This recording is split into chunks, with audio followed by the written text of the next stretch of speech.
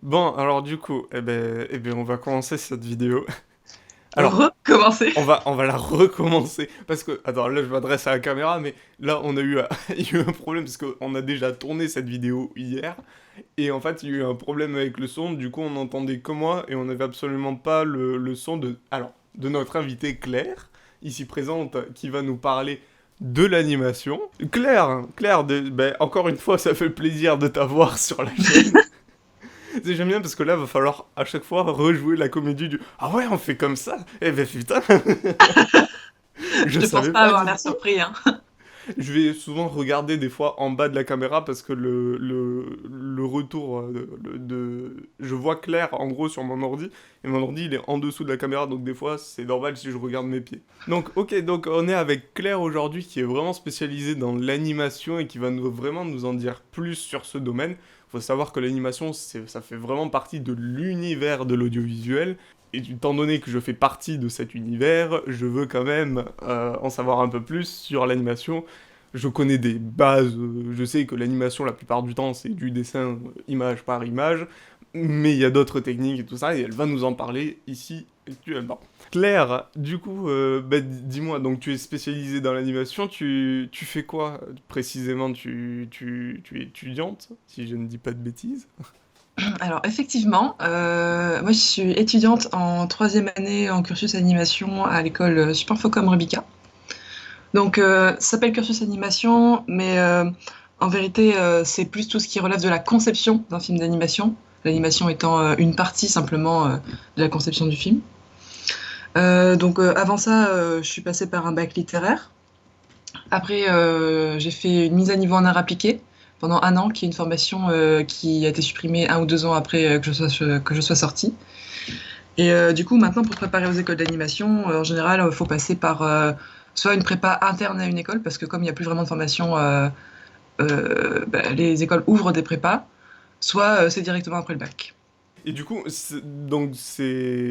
t'es dans une école d'animation, mais à l'origine, comment tu t'es dit, je vais me tourner vers de l'animation? Est-ce que c'est en mettant, quand t'étais gamine, des épisodes des dessins animés de Oggy et les cafards, et tu t'es dit, oh putain, je vais faire la même chose? Ou justement, ça avait rien à voir avec tout ça? En fait, j'ai jamais vraiment pensé que je pouvais travailler là-dedans. Je savais pas vraiment que c'était un métier en fait jusqu'à très tard. J'ai pas eu genre la vocation super tôt quand j'étais gamine, pas du tout. En fait, ce que j'avais par contre, c'était que je dessinais énormément. Je me rappelle souvent au collège, à la récréation, je dessinais et on me disait ah Claire, tu dessines trop bien, tu vas être dessinatrice. Et j'étais là, ouais non, ça n'existe pas, ce n'est pas un métier. La chose qui se rapproche le plus de ça, c'est illustrateur, mais dessinateur. Oh. Et donc, je pensais pas du tout que ça pouvait être un métier parce que déjà tout ce qui est dans l'art, on va pas se mentir, de ce que nous en disent les adultes, c'est pas vraiment un vrai travail. Donc, C'est ça, c'est ça. j'envisageais pas vraiment ça.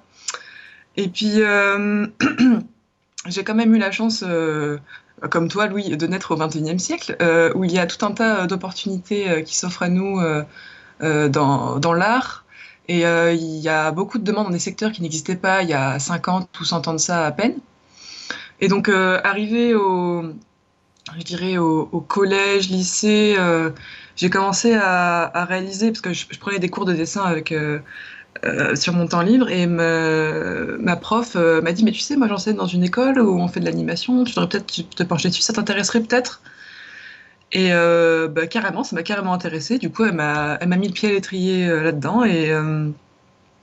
Du coup, j'ai réalisé qu'en fait, je pouvais vraiment en faire mon métier, ce dont je n'avais aucune idée avant.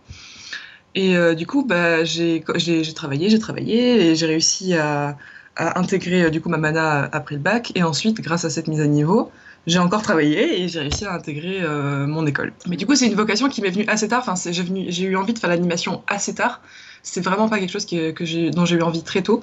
Et ce que je trouve vraiment fascinant dans l'animation, plus que le dessin, parce que le dessin ça me plaisait, mais c'était pas quelque chose dont je voulais faire ma vie, parce que le dessin c'est statique. Et quelque chose qu'a l'animation et que n'aura jamais le dessin, c'est la capacité à montrer un changement d'état. L'animation, c'est un mouvement, ça change, et on peut exprimer, moi je trouve, beaucoup plus de choses avec l'animation qu'avec le dessin. D'ailleurs, la petite page Wikipédia qui fait bien. L'animation, ça vient du terme anima, qui signifie souffle, âme en latin.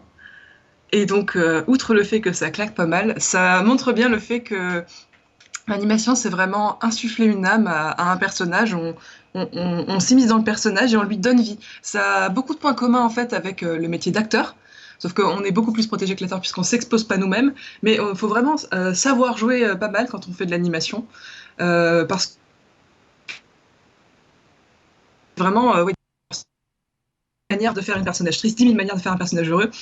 Ça dépendra énormément de la personnalité du coup qu'on lui donne et de nous en fait aussi. Ça dépend de nous. C'est ça, on remet une part de nous dans le personnage qu'on est en train de dessiner ou d'illustrer, et c'est ça qui fait la part de l'acting, on va dire, quand tu dessines, quoi. Et du coup, donc, d'un côté un peu plus technique, dans l'animation, je sais que moi, de façon très basique, l'animation, c'est image par image. Alors, il me semble que ça peut être 12 ou 24, un truc comme ça. 24 étant le nombre d'images utilisées au cinéma. C'est du coup des dessins que l'on fait, pardon, que l'on fait image par image et qui donnent cette illusion de mouvement. Mais est-ce que, outre cette façon, enfin, il existe d'autres techniques qui sont encore utilisées, je sais pas, peut-être à l'heure actuelle, mais qui étaient assez anciennes, et qui est toujours utilisées, ou bien je sais que toi, du coup, tu fais de la 3D. Est-ce qu'il y a des techniques qui changent ça se passe comment maintenant? Il y a plein de techniques d'animation. La plus connue, c'est du coup l'animation traditionnelle 2D. Donc c'était tout ce qu'il y a dans le Roi Lion, La Belle au Bois dormant, La Belle et la Bête, ce genre de choses. Tout ça, c'est de la 2D traditionnelle. C'est-à-dire que c'était à l'époque, ils faisaient du coup 24 dessins pour chaque seconde sur des feuilles de cellulo transparentes. Et après, ils les posaient du coup sur leur décor. Ils peignaient évidemment les couleurs dessus. Et après, ils prenaient des photos et ils changeaient à chaque fois leur feuille transparente avec le dessin dessus pour faire l'animation. Donc ça, c'était l'animation traditionnelle de Disney. Donc ça, en fait, c'est vraiment des dessins, plein de dessins à la suite qui vont donner l'illusion du mouvement. Donc c'est très très long. Euh, c'est une technique qui maintenant est passée sur ordinateur. Donc on a accès à beaucoup plus d'outils, par exemple le contrôle Z, déjà c'est pas mal, la gomme. Enfin c'est vraiment maintenant c'est beaucoup plus optimisé, il y a besoin de beaucoup moins de temps pour faire ça. Si jamais tu fais une erreur dans ta peinture, par exemple de recommencer toute la frame, enfin c'est vraiment maintenant c'est beaucoup plus optimisé grâce aux ordinateurs. Mhm. Une autre technique 2D, c'est le cutout. Alors, le cutout, c'est une technique sur laquelle j'ai travaillé cet été. Enfin, non, non, oui, cet été, durant un stage. En fait, c'est une technique d'animation qui consiste à faire une marionnette en 2D, en fait. C'est-à-dire qu'on ne va pas redessiner le personnage sur toutes les frames. Ça va être une marionnette dans laquelle on va faire un genre de squelette. C'est-à-dire que là, dans le bras du personnage, on va donner l'information au logiciel que là, il y a un membre, là, il y en a un autre, etc. Et en fait, on va poser des articulations. Et après, on va animer, en fait, cette petite marionnette directement. Là, en l'occurrence, en plus, pour cette série-là, c'était un parti pris assez spécial. Ils ont fait un mélange de dessin et de photos. Donc, en fait, pour animer le visage, on avait, par exemple, plein de photos d'œil, plein de photos de bouche, et on les changeait pour faire les différentes expressions. Donc voilà, le cutout, c'est une marionnette en 2D. D'accord. Après, il y a du coup l'animation 3D. Donc l'animation 3D, c'est quelque chose qui se fait dans un logiciel. Alors, je vais vous montrer bien. Voilà, dans l'animation 3D, en fait, c'est une sculpture virtuelle autour de laquelle on peut tourner et dont on va déplacer en fait les points dans l'espace pour donner l'illusion de mouvement, en fait. C'est-à-dire que... Alors là, il faut que je les montre. En fait, ce cheval-là, alors déjà, il faut savoir que c'est pas moi qui l'ai fait, c'est un rig gratuit que j'ai récupéré sur Internet. Hein. En gros, voilà, il y a quelqu'un qui a modélisé la 3D du cheval. Ensuite, il y a quelqu'un qui a placé toutes les courbes qu'il y a autour de lui, là, que vous voyez là. En fait, toutes ces courbes, c'est des contrôleurs qui commandent en fait un squelette dans le cheval, que là, vous ne voyez pas. Et en fait, ce squelette-là permet à l'animateur de faire bouger le cheval. Par exemple, là, si je veux que son cou il soit un peu plus penché, ben, je vais hop le baisser comme ça. Bon, c'est dégueulasse, on va plutôt le faire. Mais voilà, donc je l'anime comme ça, et après, je vais calculer avec l'ordinateur toutes les images intermédiaires pour que l'animation soit bien souple. Donc ça se fait avec le Graph Editor. En fait, si vous voulez, le Graph Editor, c'est le côté un peu matheux en fait de l'animation. C'est vraiment la seule chose que je retrouve des maths que j'ai faites au lycée dans l'animation pour l'instant. Sachant que c'est bien de savoir coder aussi pour l'animation, ce que je ne sais pas faire. Ah d'accord, il faut savoir coder aussi. Non, pas il faut, mais pour certains métiers, c'est très bien. Notamment pour le rig, du coup, le rig, c'est la phase où on fait le squelette. D'accord. Pour ça, c'est très bien, et pour pas mal d'autres choses. Pour les VFX aussi, c'est très bien de savoir coder. Moi, je ne sais pas, peut-être que je saurai un jour, mais C'est pas prévu au j'ai programme. un passif assez, comment dire, peu avantageux avec le code, donc D'accord. c'est un petit peu compliqué. Mais donc voilà, donc là si vous voyez, il y a des courbes. Avec ce genre de choses, on gère les ralentis, les accélérés en X, en Y, parce que oui, à chaque fois, faut gérer dans les trois axes sur chaque contrôleur. Puis il y a les translate et les rotate. Hein, 3 translate, 3 rotate. Et parfois, il y a des attributs supplémentaires. Donc vous voyez, si je veux que, par exemple, son pied dans l'espace, il soit un peu plus comme ci, comme ça, ben, je dois le bouger. Hop, et après, ça modifiera toute mon animation. Donc voilà, ça c'est l'animation 3D. Il faut savoir que pour ça, il faut quand même avoir un ordinateur assez puissant. Parce que, bon, faut calculer En fait, si vous voulez, la 2D, on va dessiner nous-mêmes les images intermédiaires. Que là, c'est lui qui va les calculer, en fait, et nous qui pouvons les modifier un petit peu avec le Graph Editor. Du coup, ça fait gagner beaucoup de temps. Enfin, on pourrait penser que c'est plus court que l'animation 2D parce que l'ordinateur fait du coup ce qu'on appelle les in-between. Mais en même temps, il y a une grosse phase lors de la pré-production pour modéliser le personnage, le riguer et tout ça qui est très longue. Mais après, une fois que ça s'est fait, c'est vrai que l'animation, c'est plus rapide que la 2D traditionnelle. Et c'est vrai que niveau donc logiciel, comme tu as dit, il faut souvent du matériel assez puissant parce que pour faire tourner des animations 3D, forcément, ça bouffe énormément de ressources. Je sais qu'il y a Mm. des logiciels maintenant qui commencent à développer le temps réel, je crois, le rendu en temps réel, comme Blender, si je dis pas de bêtises. Blender qui est un logiciel gratuit et open source, donc qui est aussi très facile pardon, pour commencer à débuter si on veut utiliser un logiciel gratuit libre de droit. C'est vrai que c'est très pratique. Il y a d'autres logiciels qui sont utilisés en animation. Tu peux nous dire un peu les logiciels que tu as pu croiser ou qui sont très souvent utilisés dans le domaine? Oui, tout à fait. Alors en fait, en animation, du coup gratuit pour ceux et légal pour ceux qui voudraient commencer. Du coup, il y a Blender qui est un logiciel 3D open source. Faut savoir que jusqu'à présent, il n'était pas utilisé dans l'industrie, mais il commence à l'être justement parce qu'il développe des choses donc sur le rendu en temps réel. Le rendu en temps réel, ça va pas vraiment parler à ceux qui sont pas dans l'animation, mais en fait, si vous voulez, quand on fait de l'animation 3D, vous voyez ma scène là, elle est pas genre finale, elle va pas être comme ça dans le film. En fait, il va falloir faire un rendu, du coup sans toutes ces petites choses moches là. Et l'ordinateur va calculer en fait image par image, toutes les images, avec en plus des informations de lumière, des informations de texture que là il n'y a pas du tout. Et ça fera en fait une séquence d'images où il va calculer tous les pixels et ça va durer très longtemps. Et le rendu en temps réel, c'est qu'en fait, ce serait comme si là, dans ma vue, j'avais tout, avec les lumières, les textures directement, et que ce soit, je peux voir en fait mon film directement dans mon logiciel sans que ça rame de ouf. Donc il y a Blender qui fait ça, il y a aussi Unity. Unity aussi, alors c'est un logiciel plutôt de jeux vidéo, mais c'est aussi gratuit et accessible. Vous pouvez aussi télécharger Unity. C'est très bien pour ceux qui veulent faire du jeu. En 2D, un logiciel gratuit open source, c'est Krita. Alors je le connais pas parce qu'il n'est pas du tout utilisé dans l'industrie pour le coup, mais pour ceux qui veulent débuter dans l'animation 2D, ça peut être très bien. Mais il y a sûrement plein de tutos sur internet. Après, dans les logiciels plus professionnels, donc du coup, moi ce que j'utilise c'est Maya. Il y a également fait par Autodesk, donc la boîte qui a fait Maya, il y a également 3ds Max. Et après, il y a tout un tas de choses pour les différentes phases du film d'animation, donc dont je vous parlerai un peu plus tard. Mais il y a tout un tas de logiciels, par exemple pour les VFX, il y a Houdini. Pour l'animation 2D, les logiciels les plus utilisés c'est TV Paint et Toon Boom Harmony.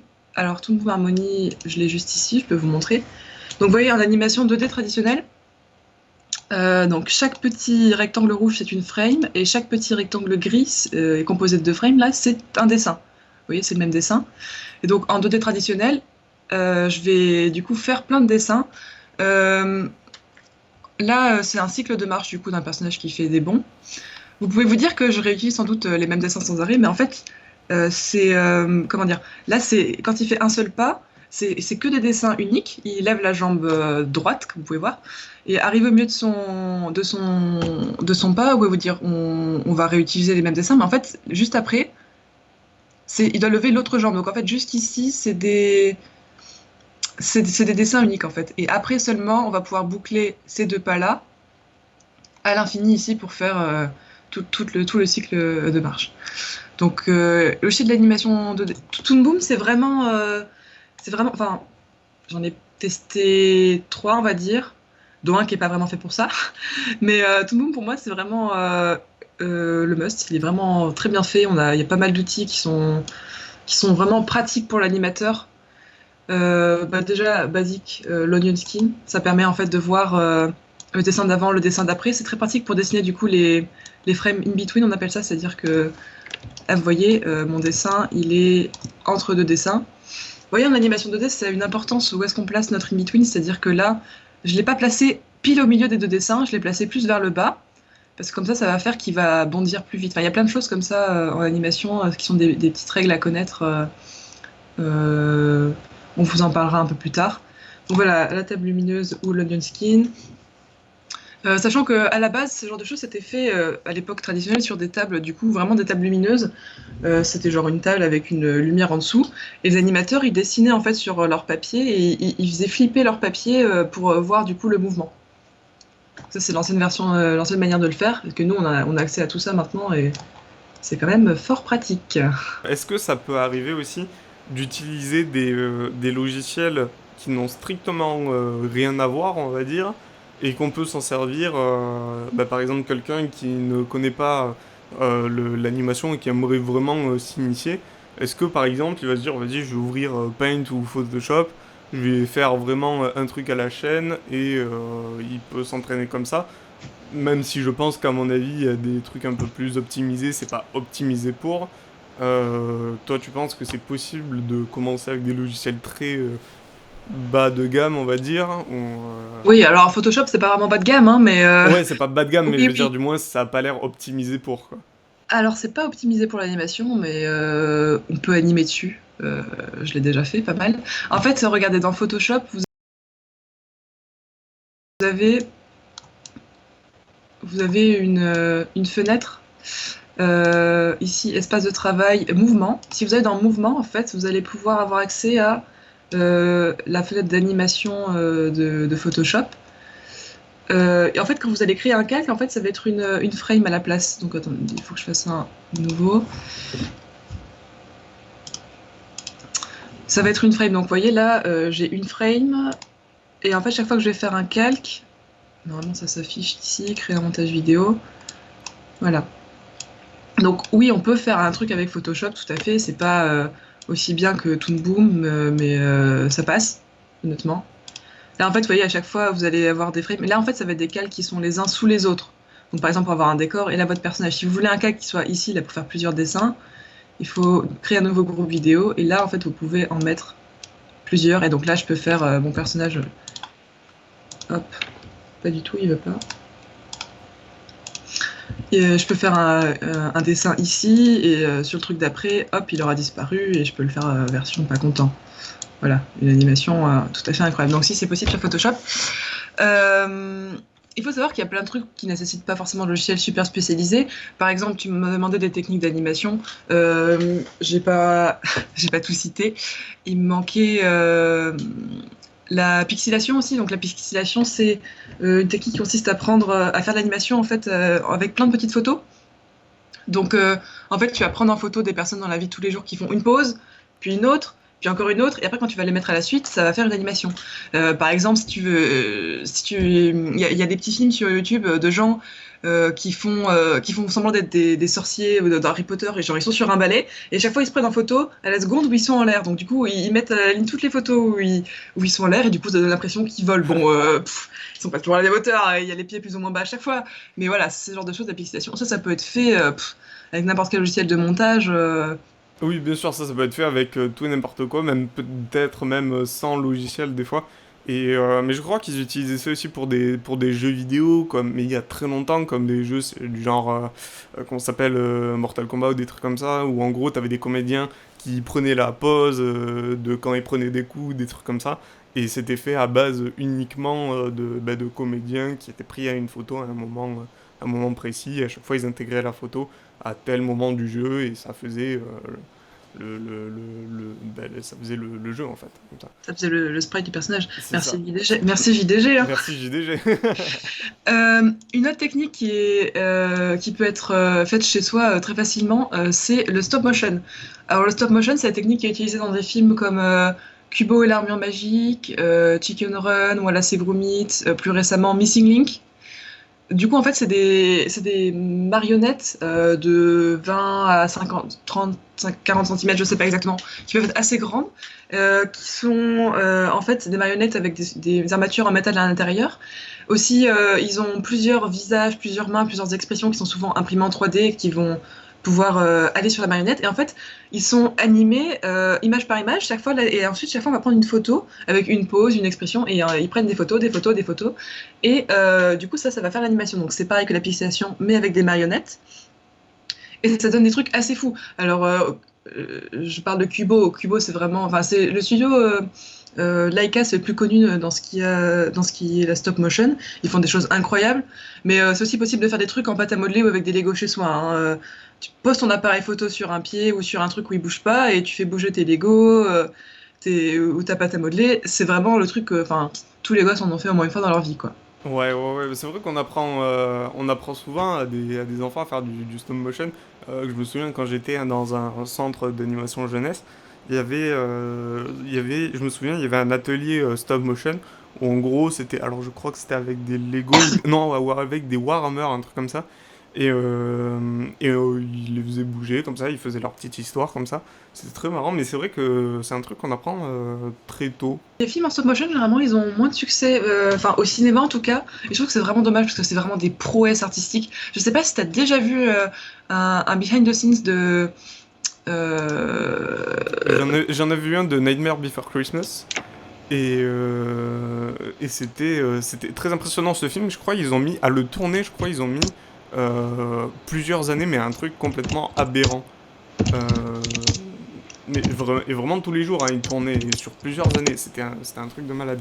Et Ah ouais. je voyais les scènes, il y avait des maquettes énormes. Et les gens, des fois, pour positionner leur truc, on les mettait sur des espèces de grues et ils survolaient en fait la maquette pour bouger telle chose à telle façon. Parce qu'après, les mouvements de caméra, ça aussi c'était extrêmement compliqué. Il fallait vraiment pas se chier parce qu'en plus, en stop motion, si tu te foires une frame en plein milieu de la séquence, ben, je crois que tu dois tout recommencer. Exactement. Bah là, du coup, je montre un extrait d'un behind the scenes de Kubo. En gros, vous voyez, il y a un fond vert, du coup, parce qu'après, ils vont faire tout l'environnement après en post-prod. En fait, si, vous voyez, c'est un truc où il y a un mouvement de caméra. Donc, en fait, c'est pas la caméra qui va bouger, c'est le tout bateau en entier. Et il bouge les personnages dessus. Et vous voyez, quand les personnages sautent, en fait, ils sont soutenus par une petite armature donc qui est peinte en vert aussi pour être supprimée ensuite, pour les maintenir en l'air. Parce que du coup, il y a les frames où ils sont en l'air, bah, ils peuvent pas voler. Donc, ouais, c'est assez fou le matos qu'il y a à disposition de ça.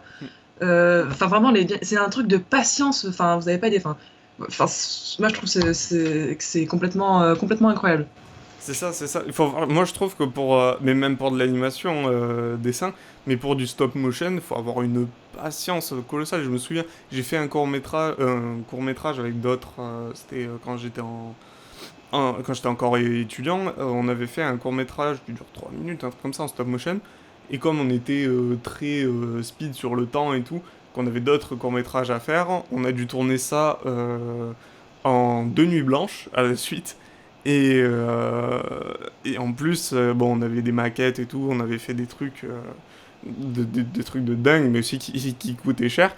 Et je me souviens, moi en plus, comme je suis très maladroit, je n'osais absolument pas retoucher les personnages et les faire bouger parce que vu que c'était une pâte à modeler qui avait un peu séché et tout, j'avais peur que ça casse ou des trucs comme ça, tellement je suis trop maladroit sur des trucs. Du coup, je m'étais proposé comme le mec qui prenait toujours les photos, des trucs comme ça. Donc du coup, je passais mes nuits à faire clic, clic, Putain, l'enfer. Donc, ouais, faut être patient. Et quand c'est la nuit, au début, tu te marres un peu et tout. Mais quand il est 4-5 heures du matin, ça devient vite compliqué, quoi.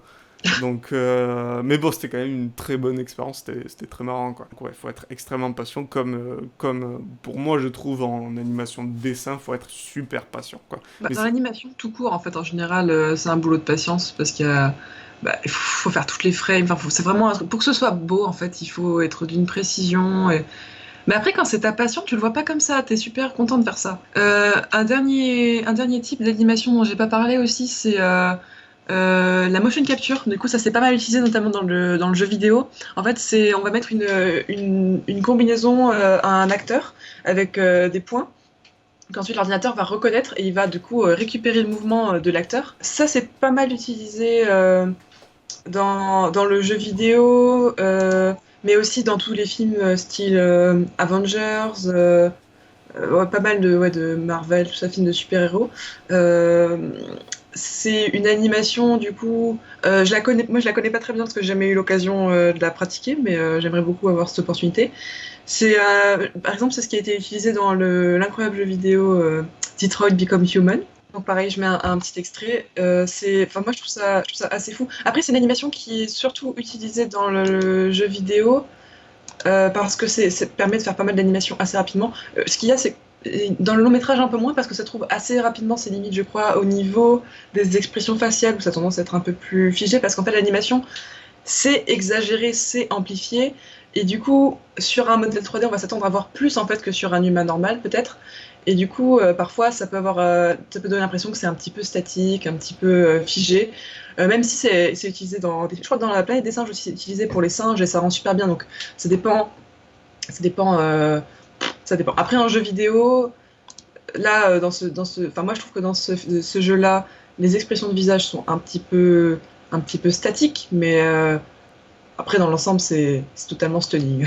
Sur vraiment tout le côté industrie et studio, tout ça, généralement tu travailles avec qui avec d'autres illustrateurs. C'est vrai on dit pas dessinateur, je crois, on dit vraiment illustrateur dans ce domaine.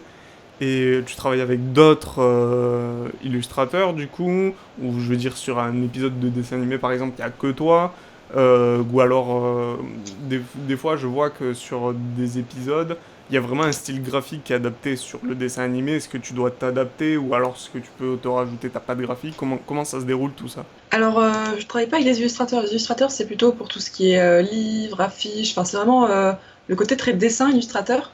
D'accord. Les parties, enfin, ce qui se rapproche le plus du dessin, c'est toutes les parties qui vont être designer les personnages, tout ça. Donc, je travaille avec qui? Pour l'instant, je travaille avec mes camarades de classe, mais plus tard, donc, dans un studio, je serai entourée du coup par toutes les équipes qui participent à la conception d'un film d'animation. Donc, il y a trois étapes majeures. Donc, en premier, la pré-prod. Donc, c'est là qu'on va écrire, par exemple, le scénario, le script. Donc, il y a une équipe spéciale pour ça. Après, il va y avoir l'étape de designer du coup les personnages, les environnements. Donc, c'est là la partie très dessin. Donc, cara designer, environnement designer. En parallèle de ça, il va y avoir des storyboards.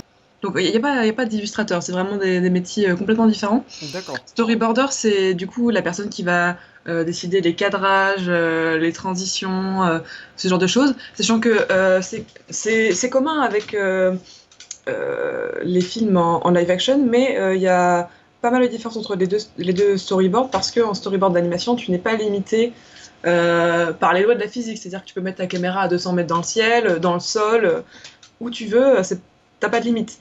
Surtout en 3D, ouais, la 3D c'est vraiment super utilisé parce que tu peux faire des mouvements de caméra. Comme tout est calculé par ordinateur, tu peux faire des mouvements de caméra de fou qui passent, qui volent. Dans les scènes de combat, c'est incroyable. En 2D, c'est beaucoup plus compliqué par exemple parce que il faut redessiner tous les changements de perspective, de tête à l'œil. C'est hyper dur. D'ailleurs, dans beaucoup de films, ce qu'ils font, c'est qu'ils utilisent un modèle 3D et après ils vont redessiner le personnage 2D par-dessus une fois qu'ils auront rendu leur mouvement de caméra. Ils auront mis une espèce de puppet 3D, mis leur mouvement de caméra, ils vont redessiner frame par frame leur personnage par-dessus. Ça a été utilisé par exemple dans Spirit. Spirit, la séquence d'intro où tu as 40 chevaux qui galopent, là, et que t'as la caméra qui vole dans le ciel, puis qui passe entre les sabots, tout ça. Ça, en 2D, donc, ils ont fait ça avec des cheveux en 3D, et après, ils ont repris le truc et ils ont redessiné image par image, joli en 2D par-dessus. C'est très très bien fait, c'est très propre. C'est un des premiers films qui a fait ça. Il y a des films qui l'ont fait, mais avec un peu moins de réussite. Mais ouais, non, quand c'est bien fait, grosse claque dans le museau, quoi. Donc, après le storyboard, il y a après la pré-prod plutôt, pardon, il y a la production. Donc la production en 3D, en 2D, c'est pas la même chose.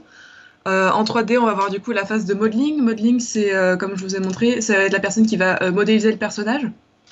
Donc juste ça en 3D. Après, il va falloir riguer. Donc riguer, ça va être placer le squelette à l'intérieur. Texturer, ça veut dire mettre les couleurs, mais pas seulement, c'est aussi les matières, donc le cuir, le poil, ce genre de choses.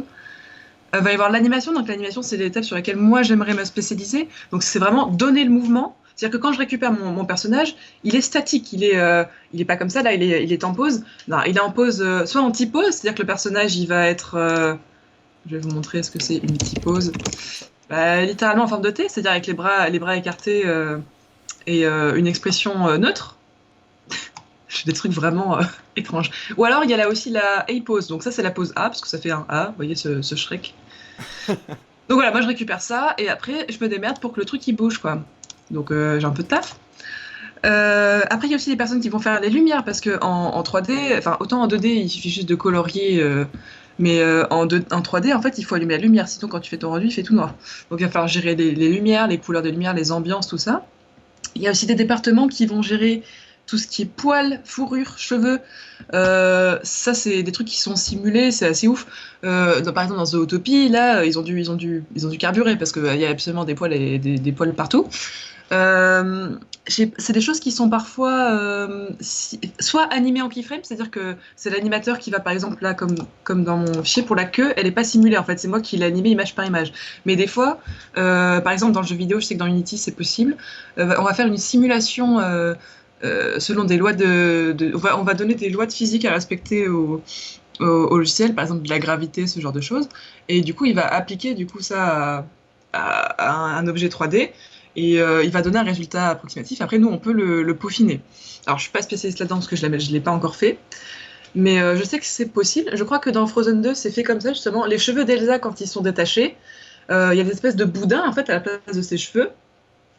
Et oui, ils sont simulés pour que quand elle court, ils vont en arrière. Quand elle s'arrête d'un coup, paf, ils repassent en avant, ils retombent, pour avoir de la masse, en fait, pour avoir du poids. Et après, il y a le département, du coup, qui s'occupe des poils, hair and fur, qui va, du coup, changer ça en texture en jolie texture de cheveux, voilà, soyeux et brillant.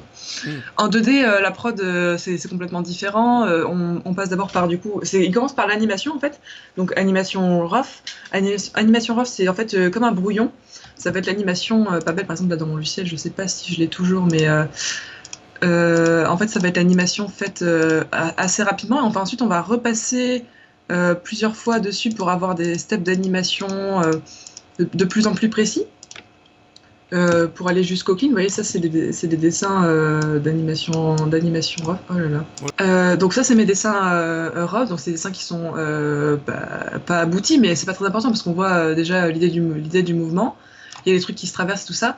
Après, il y aura du coup le cleaner. Le cleaner, c'est la personne qui va refaire les traits par-dessus proprement. C'est-à-dire que là, à l'intersection de la couronne, il n'y aura pas le chapeau qui continue en dessous, ce genre de choses. Donc on aura ensuite un dessin très propre avec un line noir. Et après ça, donc après l'étape du clean, il y a l'étape de la colo. Du coup, c'est le fait de colorier toutes les zones du dessin pour qu'il soit parfaitement mis en couleur. En fait, si vous voulez, là, les lines aussi sont colorées, ce qu'ils font pas dans la plupart des films parce que c'est vraiment très long et pénible. Donc les lines et en dessous la couleur. Donc ça c'est en 2D. Et ensuite après la pré-prod et la post-prod, après la pré-prod et la prod, on a la post-prod. Donc en 3D, ça va être tout ce qui est rendu, donc calcul des images, Compositing, ça va être l'étape où on rajoute en fait, par exemple, des lens flares, de la fumée, des effets pour rendre son image plus belle, faire des corrections colorimétriques, de contraste, etc. C'est parfois une étape qui est utilisée aussi pour alléger le rendu, c'est-à-dire qu'on va rendre que certaines choses dans le logiciel pour que ça prenne moins de temps, et après on va les resuperposer au compo. Et c'est aussi l'étape où on intègre les VFX, VFX qui sont faits pendant la prod, je crois que j'ai oublié de les citer. Donc VFX, c'est tout ce qui est fumée, explosion, trucs qui brillent, ce genre de choses. Mhm. Donc voilà, on intègre les VFX aussi en post-prod, et aussi également le son. Donc nous, on fait pas, on a des cours de son parce qu'il faut bien sonoriser nos films dans mon école, mais on n'est pas du tout des professionnels là-dedans. Il y a des écoles qui forment des ingénieurs son exprès. En fait, exprès. Nous, on a quelques cours, mais on n'est pas du tout formés pour ça. Et d'ailleurs, pour les films de 5e année, parce qu'en 5e année, on produit en fait des courts-métrages, on fait des partenariats avec des écoles de gens qui sont spécialisés là-dedans pour avoir un son à niveau professionnel. Au final, c'est ce qu'on te demande la plupart du temps dans l'audiovisuel, c'est de savoir être un peu polyvalent, avoir des connaissances dans un peu de tout, mais sans pour autant être spécialisé. Je veux dire, comme tu l'as dit, t'es pas là pour être un G-son, t'es là pour avoir quand même quelques notions de base dans le son, mais t'es pas là pour avoir un truc super quali, juste de quoi faire l'affaire. Dans mon école, nous, on est formés à tout, c'est-à-dire qu'on sait faire un film de A à Z, mais en sortant, on n'est pas du tout. On est spécialisé en fait. Moi, je vais me spécialiser en animation. C'est-à-dire que c'est très bien de connaître toutes les étapes de la prod parce que on va devoir dialoguer sans arrêt avec des gens qui font d'autres choses que nous, avec le métier qui vient avant nous, le métier qui vient après nous. Par exemple, en animation, il faudra que je puisse dialoguer avec le riggeur, que je puisse dialoguer avec le storyboarder. Euh, donc, faut qu'on connaisse toutes les étapes de la prod. Et après, par contre, si on est quand même assez spécialisé quand on sort, enfin, en tout cas, la plupart, après, il y en a qui choisissent d'être généralistes. Mais si, généralement, on se choisit une ou deux spécialités en sortant de l'école. D'accord, non, ça c'est pratique parce qu'il y a pas mal d'écoles qui généralement sont très boîte à outils, c'est-à-dire que vraiment ils te feront apprendre ça, mais jamais de façon très. De façon à ce que tu ne deviennes pas un chef-d'œuvre dans un domaine, quoi. Bah, Donc, nous, l'idée, c'est qu'on soit quand même excellent dans certains domaines. d'accord. Donc ça, moi, je trouve ça quand même très pratique. Donc là, en fait, on se rend compte que pour l'animation et pour réaliser un film en animation, on, on suit quand même les mêmes traces qu'en fait que pour un film fait en prise de vue réelle. C'est-à-dire qu'il y a exactement les mêmes démarches par storyboard, pré-prod, production et post-production, qui se déroulent de la même façon avec, ben, à la fin, par exemple, le montage, en production, t'as le tournage. La pré-prod est une étape qui est assez semblable parce que c'est obligatoire pour faire un film d'en passer par là. À la différence que tout le caméra design, tout ça, c'est plutôt un casting d'acteurs qui va être fait. Après, ouais, la prod par contre est très différente. La post-prod, ça dépend pour quel film, mais par exemple pour un film de super-héros, ça va être assez semblable parce qu'il faut ouais, intégrer pas mal de VFX, tout ça. Pour un film. Enfin, après, il y a toujours un peu de post-prod, mais il y en a plus ou moins, quoi. Il n'y en a pas forcément énormément besoin Mhm, sur une comédie romantique française, il n'y a pas forcément besoin d'énormément de temps. c'est Je m'y sûr. connais pas, mais il n'y a pas genre des milliards de VFX dans tous les sens, quoi. C'est sûr que pour le film Les choristes, ils vont pas rajouter des explosions au fond ou des choses comme ça, Non, quoi. mais après, peut-être qu'ils ont fait des petites corrections de lumière, de couleurs, ce genre Oui, de oui, choses. bien sûr. Ça c'est ouais, Et puis, des corrections il y a colorimétrie. besoin de son dans tous les cas aussi. De quoi? Il y a besoin de son dans tous les cas aussi. Oui, dans tous les cas, ça c'est sûr. Et je voulais rebondir aussi sur ce que tu disais pour comment on dit les éléments que tu dessines là, comme tu disais pour Elsa, les cheveux en boudin, tout ça. Euh, il y a aussi, je crois, c'est Disney qui a carrément développé leur propre moteur graphique, je crois, pour les éléments type l'eau, les trucs comme ça. Tu me disais hier qu'il y avait, par exemple, un cheval qui était fait en eau ou un truc comme ça, et que ça, c'est un peu une nouveauté dans l'animation 3D actuelle, parce que avant, c'était pas la même technique, ou du moins c'était beaucoup plus compliqué à faire. Euh, Bah, en fait, si tu veux, d'habitude, l'eau, c'est quelque chose qui est fait au VFX. En fait, c'est jamais fait au moment de l'animation. Et d'accord. en fait, si tu veux, oui, je parlais de ça parce que Disney, bon, ils ont le budget, mais généralement, ils développent des choses pour exprès pour leur film. Je crois que c'est pour Vaiana ou Rebelle qu'ils ont développé un logiciel exprès pour en fait faire les cheveux, toutes les boucles séparées, qu'elles soient bien animées, qu'elles rebondissent, qu'elles volent dans le vent. Pour Frozen, ils ont développé quelque chose du coup pour le cheval. Attends, je vais aller voir ça. Donc en gros, généralement, bah, en 3D, un animal, il va être fait avec un modèle, etc. Mais là, il est vraiment 100% fait en VFX, le truc. Donc j'avoue, D'accord. c'est vraiment une assez grosse prouesse d'avoir fait ça. Je le retrouve D'accord. pas, mais... Mais ça compte pas vraiment comme de l'animation, mais beaucoup plus comme du VFX en fait. Bah, en fait, là, justement, ils ont mélangé les deux, c'est-à-dire qu'ils ont fait un modèle 3D pour le cheval, ils ont animé ce modèle, après ils ont dû appliquer quelque chose dessus, je sais pas comment ils ont fait, j'avoue, hein. Mais Hmm. ils ont développé quelque chose, ils ont appliqué quelque chose dessus pour qu'il y ait de l'eau, enfin, je sais pas, mais c'est vraiment nouveau, en fait, parce qu'un personnage entièrement fait en VFX, jusqu'à présent, je crois pas que ça avait été, je crois pas que ça avait été fait. D'accord.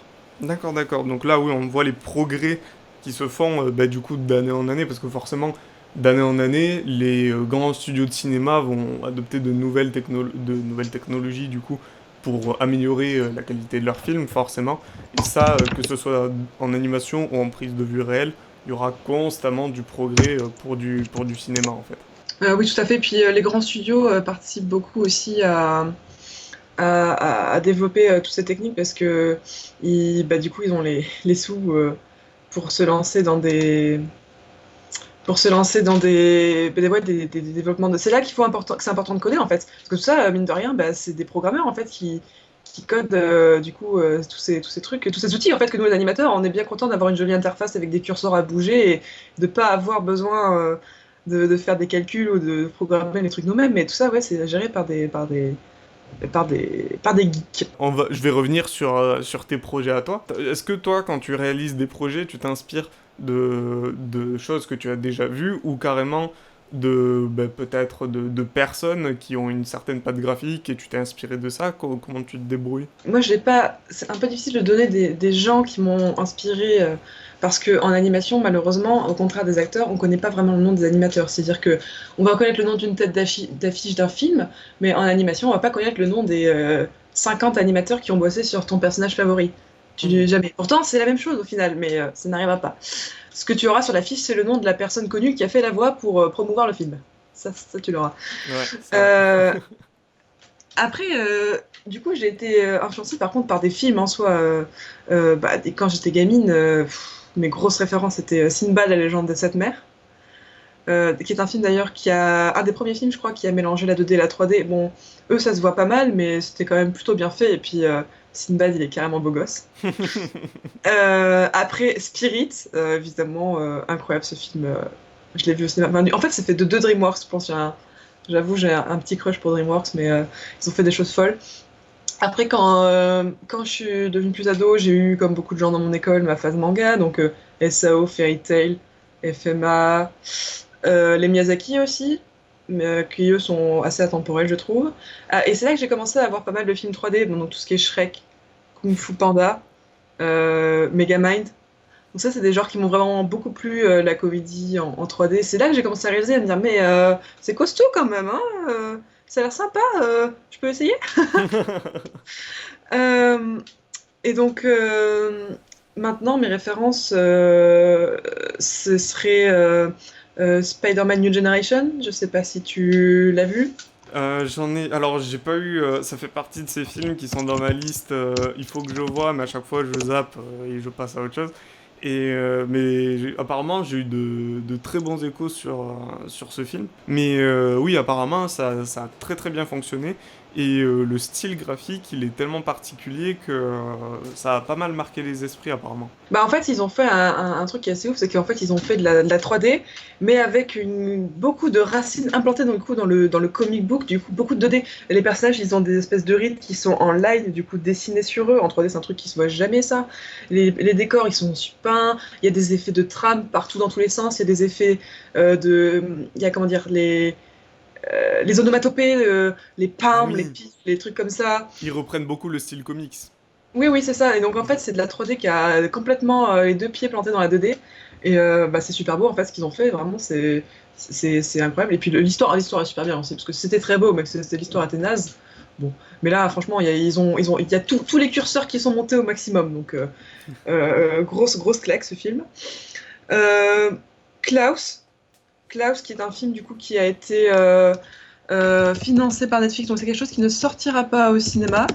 malheureusement, mais quand on a Netflix, on peut le voir et il est incroyable. Alors là, à l'inverse, c'est de la 2D traditionnelle, donc La Belle au Bois dormant, La Belle et la Bête, tout ça, mais qui est dans le rendu poussé pour ressembler en fait à de la 3D. C'est-à-dire que les volumes, les matières sont super bien traitées en fait, et eux aussi, ils ont développé un logiciel pour faire ça, pour faire leur rendu, parce que sinon, je sais pas si vous vous imaginez, il faut colorier les ombres sur chaque 24 frames par seconde de chaque mouvement du personnage.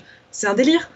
Donc ils ont, bon, ça a dû être très très long hein, de toute manière, mais ils ont développé un truc exprès pour ça et ils ont un rendu qui n'a jamais, qui est sans précédent, Mhm. littéralement. Et ils ont aussi mélangé la 2D et la 3D dans le sens où il y a des choses qui sont faites en 3D. La petite grenouille qu'il y avait juste avant, les jouets avec des cymbales, tout ça c'était de la 3D, mais c'est dans le rendu totalement fondu avec la 2D. Donc Klaus, grosse révélation de 2019. La série Love, Death and Robots Mhm. de Netflix aussi, donc ça c'est un truc qui a pas mal participé à relancer l'animation pour adultes parce que dans l'esprit, dans l'inconscient collectif en fait, l'animation c'est pour les enfants malheureusement. Et ben ça te prouve que non, évite. Ah non. Alors les histoires sont assez rudes, mais genre moi ce qui m'a vraiment complètement marqué c'est vraiment le fait que ce soit une série, genre déjà des histoires qui n'ont rien à voir entre elles, plein de parties graphiques totalement différentes, c'est-à-dire qu'en fait c'est un studio différent qui a fait chaque court métrage. Et donc du coup c'est comme voir d'un film, 10 minutes d'un film qui n'existe pas. Et je me dis waouh, j'ai envie de tout voir en fait, genre c'est fou, c'est beau, il y a de la 2D, il y a de la 3D, il y a des mélanges, il y a de tout. Donc c'est, enfin voilà, c'est assez fou. Et surtout, ça relance l'industrie de l'animation pour adultes, ce qui est vraiment bien parce que bah, on a aussi envie d'en voir pour nous, quoi. C'est pas que pour les gosses, il y a vraiment des films qui peuvent être, enfin, il y a des choses qui peuvent être tentées en fait. Et c'est ça qu'on a envie de voir. Nous. C'est ça. D'autres trucs. Je suis Oui. tombé, je te coupe 2 secondes, parce que dernièrement j'ai vu une série d'animation qui est aussi sur Netflix pardon, et j'étais enfin, mort de rire parce que c'est de l'animation pour adultes, comme tu dis, et ça m'avait tué parce que je sais pas si c'est une parodie, enfin c'est une parodie sûrement, tu dois connaître peut-être, c'est Crazy in Jungle, je crois, un truc comme ça. Je sais pas si Ça ça me dit te rien du parle. tout. C'est vraiment, je crois, il y a genre 10 épisodes et un épisode dure 8 minutes, un truc comme ça, c'est assez court. Et le format, il est toujours un peu identique, mais je crois que c'est pour parodier justement. Et je t'en dis pas plus, tu regarderas, mais ça n'a aucun sens. Et enfin, moi, j'ai rigolé, mais un peu nerveusement, en fait, tellement j'ai trouvé ça absurde. Et tu regarderas, tu D'accord, bah regarderas. tu regardes ça. C'est assez gore, et enfin, tu vois, moi je crois que j'ai fini la série en 1h30, donc c'est comme si tu matais un film. Mais c'est très bizarre. Ça s'appelle Crazy in Jungle, je crois. Du coup, autre inspi que j'ai du coup, c'est tous les clips que finance Riot Games pour League of Legends, parce que c'est pas eux qui les font, en fait, c'est des studios indépendants. Il est comment des studios indépendants. Donc, comme vous pouvez voir, il y a des trucs super diversifiés. Par exemple, ça, c'est pareil, c'est de la 3D, mais en fait, ils peignent les textures comme c'est, enfin, pour que ça ait un effet 2D qui est tout à fait sublime. C'est un clip de cette année aussi qui est de la 3D avec de la prise de vue réelle et puis des effets 2D. Enfin, ils font des trucs qui sont assez ambitieux, assez originaux et que je trouve absolument sublimes. Genre ça aussi, c'est dans l'hyper-réalisme, c'est incroyable. Enfin, donc voilà, eux, ils m'inspirent beaucoup et j'adorerais travailler sur un de leurs clips. Et évidemment, bon voilà, après, il faut assumer. Frozen 2, j'avoue, j'ai beaucoup aimé. J'avais pas trop kiffé le 1, mais le 2, franchement, enfin, Le 2. l'histoire, bon, ça reste un truc pour petite fille, mais visuellement, le département VFX, il a sorti ses gros muscles comme ça, là. Pouf, pouf. Et Le- puis, ouais, c'est joli, quoi. T'as l'impression que tu lances des paillettes dans la tronche pendant tout le film. T'es là, waouh. Mais le 2, tu l'as surtout kiffé visuellement parlant, ou c'est aussi le scénario qui t'a fait kiffer? Bah, l'histoire était sympa, mais c'était pas révolutionnaire. D'accord. Disons que l'histoire était pas mauvaise, genre, je me suis pas dit l'histoire est nulle, tu vois. L'histoire était pas mauvaise, j'ai bien aimé. Et, et puis, il y avait un poney, donc ça aide, tu vois. Mais Mais franchement, non, c'était juste très très beau. Genre les petits motifs sur les robes, enfin, tout est sublime. Il n'y a rien de moche. Même le caillou, le random caillou pour terre, Même le il est caillou. incroyable. Ça, j'ai jamais vu un caillou aussi beau. Ouais, non, mais c'est con parce que même les détails, quand tu les vois comme ça et que dans un film, tu vois que c'est aussi bien fait, tu fais waouh, ils ont géré à 100% quoi, les mecs. Donc, oui, forcément, ça impressionne toujours. Pour revenir sur tes travaux, du coup, Est-ce qu'il y a un endroit où on peut les retrouver? Bien oui, tout à fait. Alors, bon, pour l'instant, j'ai pas une filmographie longue comme le bras non plus, hein, Ah, il mais, faut bien commencer quelque part. mais du coup, j'ai commencé l'an dernier, j'ai fait du coup mes premiers courts-métrages. Donc, j'ai fait un projet avec une amie, un court-métrage 2D donc qui s'appelle Bad Tempered. Donc ça dure 1 minute, on était deux dessus, donc ça fait 30 secondes d'animation chacune. Donc c'est l'histoire de deux gamines qui se battent à coups de cheveux, pour la faire assez court. Donc ensuite j'ai travaillé sur un court métrage, mais qui voilà. Qui est ce jeune gaillard? Je n'ai pas le Donc, j'ai rendu, mais je travaillé peux très bien deviner ce que c'est. Donc c'est Watchtower, c'est un court métrage, tu vois, je l'ai réalisé seul, mais c'était donc une partie en prise de vue réelle, une partie du coup en animation. Et du coup, Louis m'a fait l'honneur de bien vouloir se prêter au jeu. Donc allez le voir, franchement, si vous voulez vous marrer. Donc voilà, Watchtower, donc ne manquez pas d'aller le voir. De toute façon, je ferai passer le lien de mon portfolio à Louis, donc vous pourrez tout à fait voir, c'est celui-là. Bien sûr, évidemment, toutes les mentions qu'on dit, tous les liens seront dans la description en dessous de la vidéo, évidemment. Sinon, vous avez le droit de faire une réclamation. Le court-métrage aussi sur lequel je travaille cette année, donc je travaille sur un court-métrage 3D qui s'appelle Mine. Donc là, je vous ai montré d'ailleurs un petit extrait. Là, ce petit nain, là, c'est un extrait de ça, parce qu'il y a un petit passage qui est en 2D en fait. Bon, on ne sait pas trop s'il verra le jour hein, ou pas, c'est le suspense, on verra bien ce que ça donne. YOLO. Mais en tout cas, on fait tout pour. Donc ce sera, s'il sort, il sortira peut-être en juin ou en juillet. Et donc ça, c'est un court-métrage de 2 minutes en 3D en équipe de 5.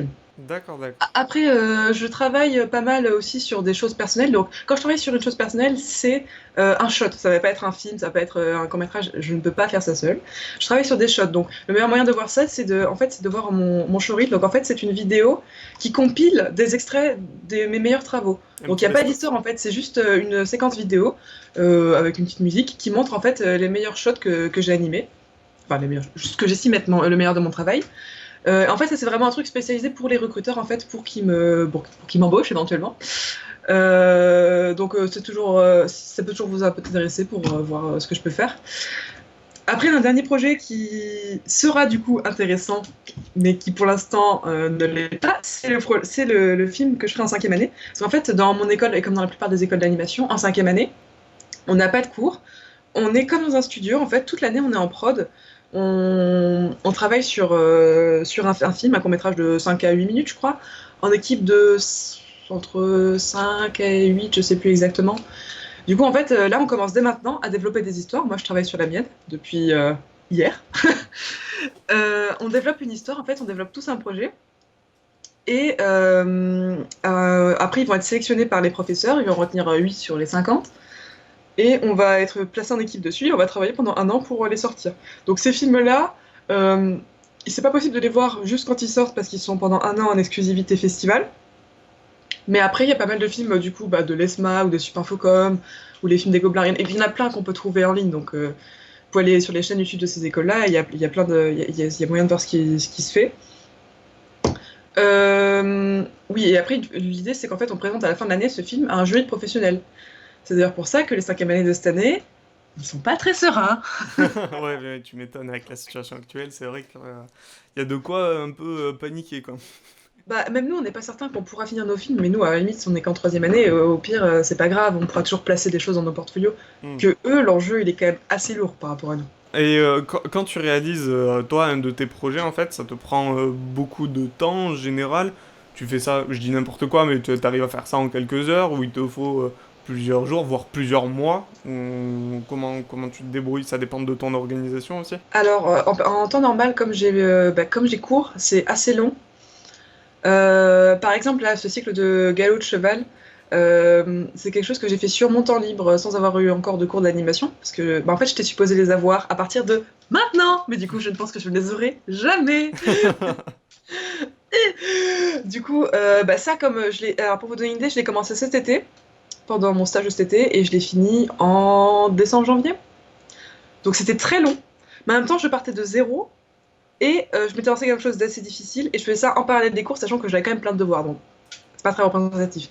Maintenant, Il y a des choses qui se font quand même plus rapidement, mais l'animation en général, c'est assez long. Quand je me lance dans des projets, c'est genre du coup des shots, ce genre de choses pour mettre dans mon showreel. J'ai pas Mhm. encore le temps de me lancer dans des courts-métrages. Quoique maintenant, là, je commence à réfléchir à mon film de cinquième année, et j'ai pas mal d'idées qui me viennent en tête. Après, c'est quelque chose qui... Bah, de toute façon, l'animation, ça prend du temps, hein, voilà, faut pas se leurrer. Maintenant, là, qu'on est en isolement, j'ai quand même plus de temps pour faire des choses perso. Mais ouais, en parallèle des cours, c'est un peu violent. Bah ouais, ouais, tu m'étonnes. Bah, de toute façon, on l'a dit tout à l'heure, l'animation, ça demande énormément de patience, donc de temps et de patience, donc forcément, c'est toujours compliqué entre les disponibilités et tout ça, de pouvoir avancer comme il faut. Bah forcément, c'est compliqué. Après, tu me demandais aussi hier s'il y avait différents styles d'animation. Oui, oui, tout à fait, hein. Il y a, par exemple, vous voyez le petit nain là que j'ai fait. C'est un truc qui est tout à fait cartoon. Cartoon, c'est-à-dire que ça va beaucoup se déformer, il va y avoir beaucoup d'exagération. C'est le style, par exemple, qu'il y a dans les films Moi, moche et méchant, ce genre de choses. Vous voyez, c'est des choses qui sont supposées être comiques. Euh, Après, et, par exemple, le cheval, lui, il est complètement ben, il est supposé être réaliste, c'est-à-dire qu'il n'y a pas d'exagération. Si j'avais voulu faire un truc plus cartoon, il aurait galopé par exemple avec une foulée toute petite et un air un peu snob, il aurait eu beaucoup de rebonds sur ses oreilles. Enfin, il y a plein de choses qui sont possibles en animation en fait. Et l'idée c'est de tout être toujours exagéré, amplifié. Il y a d'ailleurs un truc qui s'appelle les 12 principes d'animation, donc je les ai là sur mon fond d'écran parce que j'essaie de m'en rappeler tous les jours de ma vie. Mais je vous ferai passer ça dans les liens que je vais donner à Louis. En fait, un peu la seule partie théorique de l'animation, hein. J'exclus toutes les autres parties de la conception du film. Il y a vraiment 12 principes à connaître et qui font qu'après, quand tu sais bien les gérer, bah, ton travail est tout simplement incroyable. Donc, je vais vous faire passer les liens pour des cours pour ceux qui aimeraient faire de l'animation là pendant leur temps libre. Il y a l'animateur Aaron Blaise qui a rendu gratuit son cours sur les fondamentaux de l'animation. Donc, c'est 13 vidéos entre 5 et 15 minutes. Du coup, vous pouvez les télécharger. Elles sont gratuites pour un temps limité, je ne sais pas combien. Donc ça, c'est pas mal. Elles sont très bien pour commencer l'animation. Sinon, il y a aussi les Gobelins qui organisent un cours en ligne. Il y a une session qui commence le 1er avril. Donc ça peut être aussi très très bien. Il suffit de s'inscrire. Après, c'est pareil, quand c'est passé, c'est passé. Donc c'est le MOOC Animapody. Donc ça aussi, c'est très bien. Sinon, de toute manière, vous pouvez certainement trouver des vidéos au pire sur YouTube. Et c'est tout ce que j'ai, je pense, pour apprendre l'animation Oui, de votre voilà. côté. Après, si vous voulez commencer ou débuter ou vous initier à l'animation, c'est vrai que l'autodidacte sur YouTube est vraiment très efficace, quoi. Jusqu'à dans une certaine limite. C'est-à-dire que quand t'as pas de regard professionnel, de retour professionnel, au bout d'un moment, tu vas avoir du mal à progresser. Bien sûr, donc ouais, forcément, c'est comme tout n'importe quoi, c'est toujours mieux d'avoir quelqu'un qui connaît vraiment ce qu'il fait, qui peut vous guider, vous donner des conseils, des astuces. Forcément, c'est toujours mieux que de rester tout seul dans son coin, essayer de faire des trucs. Comme je disais hier, en fait, quand tu es tout le temps plongé sur ton travail, sur le long terme, que tu es vraiment non-stop sur ton truc, des fois tu perds le recul de ce que tu fais et tu sais plus vraiment si ce que tu fais c'est bien ou si c'est complètement de la merde, quoi. Donc bah, c'est ce que je te disais quand hier je vais commencer à apprendre à dessiner, des trucs comme ça. Comme j'avais tout fait d'un coup, au final, je me reculais, je me disais, putain, j'arrive pas à savoir si c'est vraiment bien ou si c'est de la grosse merde, quoi. Donc, Bah, c'est pour ça que ouais, vaut mieux avoir un regard extérieur. C'est toujours en fait, c'est ce qui débloque, c'est ce qui aide. Et c'est ce qui me manque en cette période de confinement. mais oui, c'est vrai que enfin moi c'est une habitude que je commence à prendre. Quand je fais bah, une vidéo ou un truc comme ça, j'essaye de les envoyer d'abord à des potes qui connaissent aussi tout ça et qui peuvent bah, me donner des fois des astuces. Des fois elles sont très bonnes et des fois je suis pas forcément d'accord avec eux. Mhm. Mais ça t'aide quand même à forger un équilibre dans ce que tu fais et pas partir en roue libre et faire n'importe quoi, quoi. Et ben écoute, bah en tout cas, ça m'a fait très plaisir de te re-avoir sur la chaîne, mais évidemment, comme je le disais hier, si jamais t'es partante pour faire une deuxième session ou un truc comme ça, tu es la bienvenue sur la chaîne. Ah bah avec grand plaisir.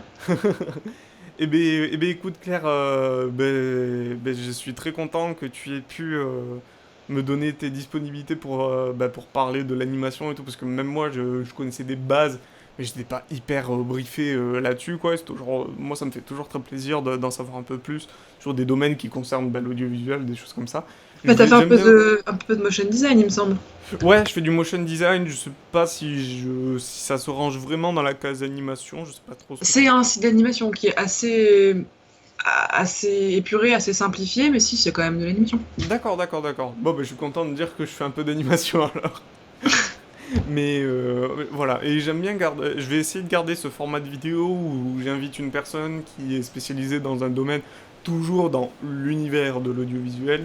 Donc, j'ai d'autres invités qui sont prévus, donc j'espère que ce format vous plaît. Et voilà, écoute Claire, ça m'a fait très plaisir de te revoir et on fait ça quand tu veux.